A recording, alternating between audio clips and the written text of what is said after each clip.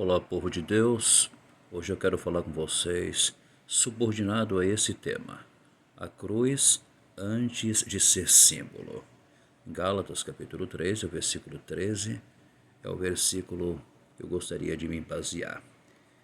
Cristo, meus amados, nos resgatou da maldição da lei, fazendo-se maldição por nós, porque está escrito: maldito todo aquele que é pendurado no madeiro. Tem uma nota exegética aqui, meus queridos. A palavra Shilon significa madeira, tronco, estaca, e era usada tanto no Antigo Testamento grego, na Septuaginta, quanto no Novo Testamento, para se referir à cruz, ligando a crucificação ao conceito de maldição pública, meus amados. Então, a introdução eu quero começar assim: a cruz antes de ser símbolo. Meus amados, antes de ser símbolo de fé, a cruz foi instrumento de terror. Antes de ser exaltada nos púlpitos, era maldita nas praças públicas. Antes de ser associada à salvação, era sinônimo de vergonha, exclusão e punição extrema. A cruz não nasceu no cristianismo. Ela foi resgatada por Deus no ponto mais profundo da humilhação humana. Entender a origem da cruz, seus tipos e a quem ela era destinada é essencial para compreender, meus amados, o escândalo do Evangelho. Então, qual é a origem da cruz? Vamos começar com a sua origem histórica. Usada inicialmente pelos assírios e persas, aperfeiçoada pelos cartagineses e sistematicamente aplicada pelos romanos. E qual era o propósito romano? A crucificação não era apenas execução, meus queridos, era pedagogia do medo, humilhação pública, advertência política. Cícero dizia: a cruz é o castigo mais cruel e repugnante, indigno até mesmo de um cidadão romano, meus amados. Os três tipos de cruz no tempo de Jesus. Tinha a cruz simples, a estaca vertical, apenas um poste. O condenado era amarrado ou empalado, usada para escravos e rebeldes comuns. Morte rápida, porém brutal, meus queridos. Relaciona-se ao termo Shilon. E o segundo tipo de cruz era a cruz comissa, em forma de T, cruz de tal, formato de T, muito usada em execuções públicas, meus amados, associada à maldição do judaísmo. O corpo ficava totalmente exposto. Ezequiel capítulo 9, versículo 4, tal como marca contraste redentor.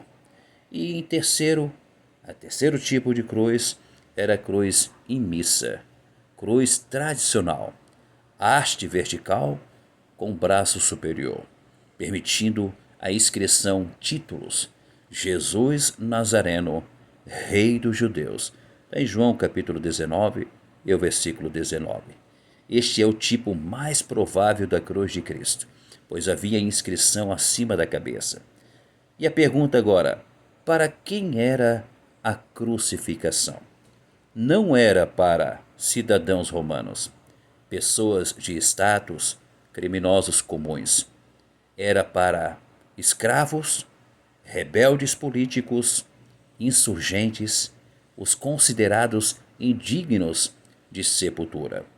Hebreus capítulo 12, versículo 2 diz assim: suportou a cruz, desprezando a vergonha, as chines. E qual é a exegese, meus queridos, teológica? Por que Jesus morreu na cruz? Porque a cruz era maldição jurídica, conforme lemos em Deuteronômio capítulo 21 e o versículo 23.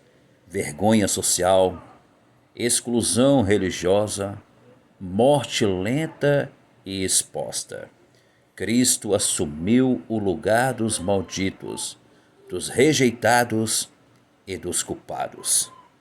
Agora chegamos às lições que eu gostaria de passar para vocês, compartilhar algumas lições teológicas.